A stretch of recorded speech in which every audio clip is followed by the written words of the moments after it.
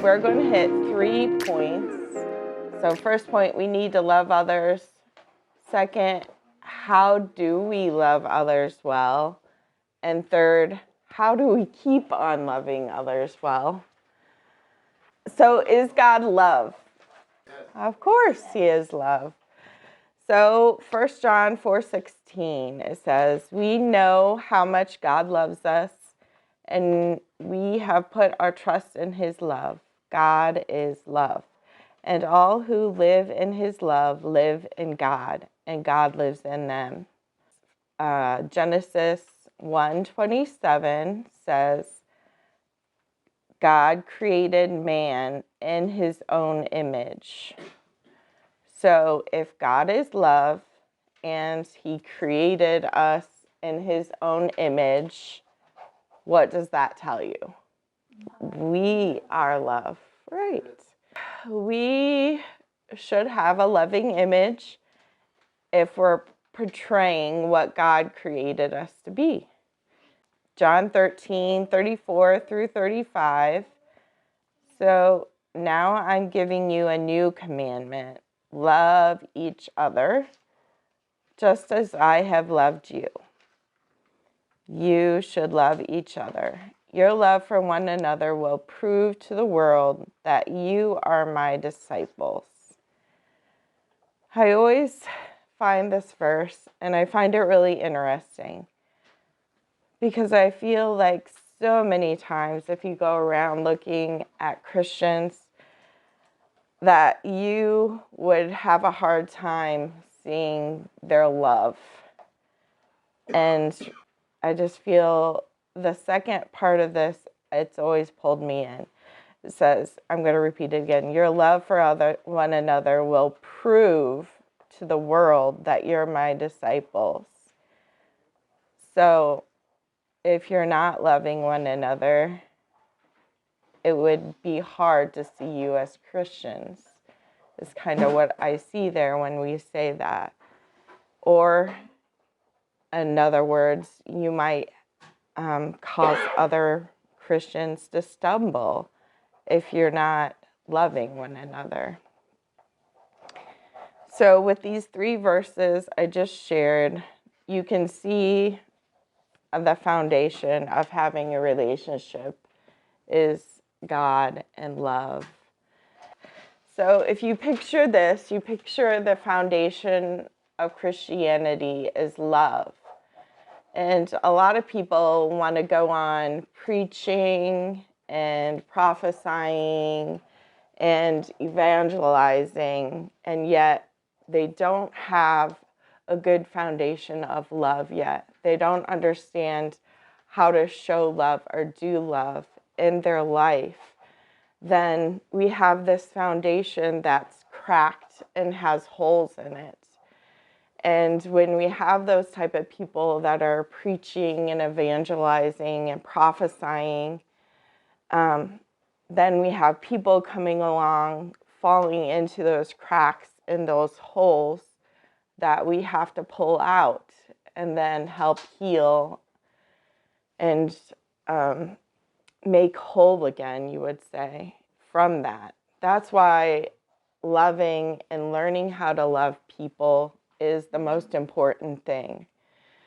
So, with that being said, what is biblical love? Where would you guys go to in the Bible if you wanted to know what biblical love was? 1 Corinthians 13. Right. So we're going to go on to point 2. So how do we love others well? What's the definition? This is my favorite. And if I could preach one thing my whole life, it would be this. And that's probably why I'm doing this message. My whole life has leaned towards love. Like my senior year in high school, I did my research project on love. So, of course, I'm going to read 1 Corinthians 13. It says, if I could speak all languages of earth and of angels, but did not love others, I would only be a noisy gong or a clanging cymbal. If I had a gift of prophecy And if I understood all God's secret plans and processed all knowledge, and if I had such faith that I could move mountains, but did not love others, I would be nothing. If I gave everything to the poor and even sacrificed my body, I could boast about it. But if I did not love others, I would have gained nothing. Love is patient and kind. Love is not jealous or boastful or proud or rude. It does not demand its own ways. It is not irritable, and it keeps no record of being wronged.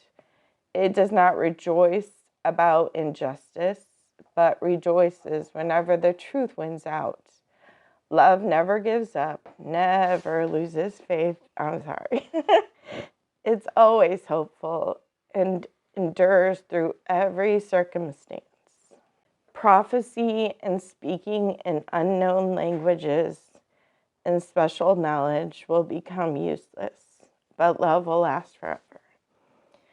So some things pop out to me when I read things, and when I was doing this, different things all the time, like I could read this over and over again and different things would pop out just because of different things going on in my life or different things God wants to speak to me that time.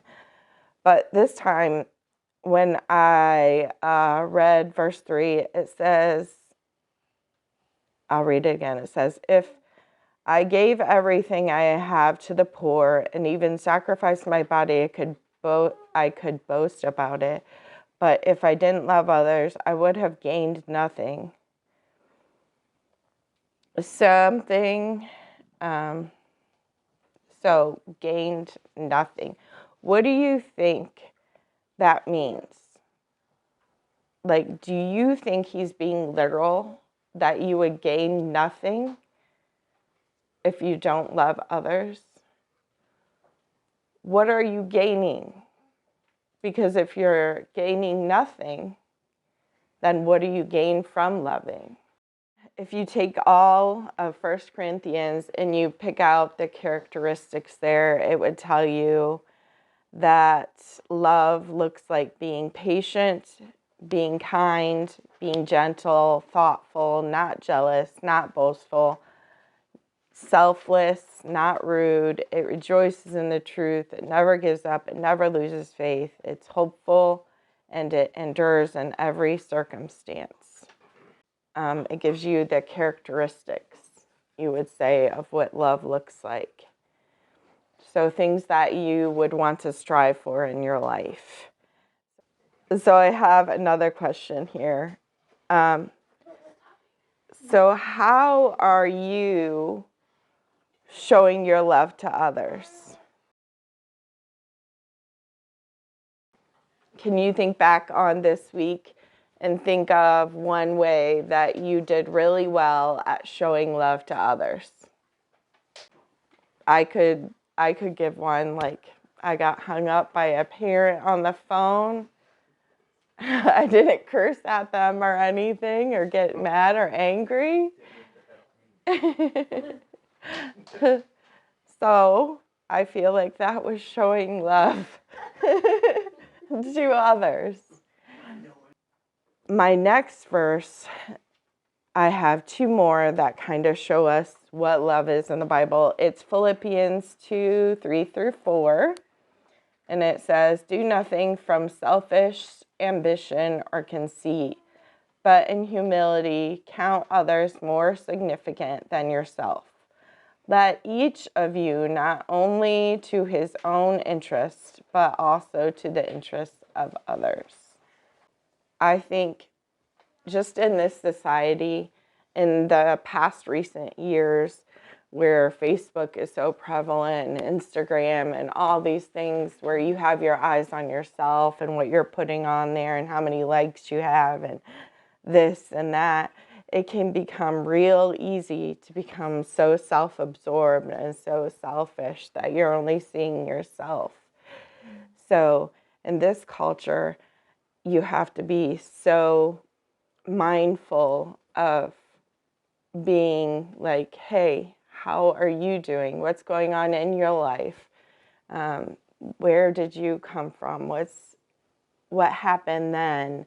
How do I help you type things, because you can become so absorbed in what you have going on that you aren't seeing other people and seeing what's going on in their lives and wanting to help them and wanting to love them, because you're so self-absorbed with yourself. And that can also cause you to be depressed and things like that too. It's not the only cause, but when you're so looking at yourself and seeing all the little flaws and all the things, you didn't get enough likes, and I'm not doing everything perfect and things like that. But when you take a second and you step out and be like, hey, what do you need? How can I help you? What's going on? How can I love on you? Things like that, it brings it back. It makes that love keep going, like we were talking about. So that is what I feel there, that Philippians 2:3-4 is so relevant, especially nowadays here, that we need to know that if we're going to love well. And then the last one I have here is 1 Corinthians 16:14, and it says, let all you do be done in love.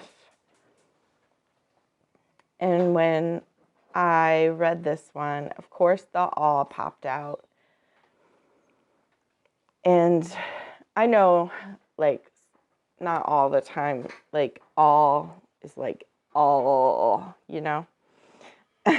But this one, I really felt it. It says, let all you do be done in love. And I just think that's so important. Like we've talked before, if you're not doing all you do in love, then you're going to be hurting others. So you have to reflect on yourself and say, hey, is this in love or is this not? And that's when you decide, am I going to do that or not do that? And it's just so important to keep that in the front of your mind that, okay, I'm going to post this on Facebook. All right, well, am I doing it in love or just to kind of poke at some people that I know, you know? So I have a question. What did you guys do in love this week? I mean, did you take a minute to call your parents, talk to them, love them? I mean, they did not let you die when you're a baby. I mean, if you can't think of anything else positive, there's always that. You're still living. You're still living. Or did you take time to fellowship and love on your wife or your husband or your boyfriend, your girlfriend? Did you take time to acknowledge the people in the store around you? This I'm poking at myself because I can get in like tunnel vision when I go into stores and just be like, and not even know there are other people around me the whole entire time. But did you take that time in the store to smile, to hold open the door, to acknowledge people, to be there for others? I mean, it's just little things like that can actually help out other people. And I think it's good, like especially right now, we're just going to take a second and just examine different areas of your life and just be like, okay, like this is what I did this week. What is one thing, just one thing, and you're going to write that one thing on the paper that I can improve on loving others next week. One thing that you can improve on loving others next week, because you want all that you do to be done in love.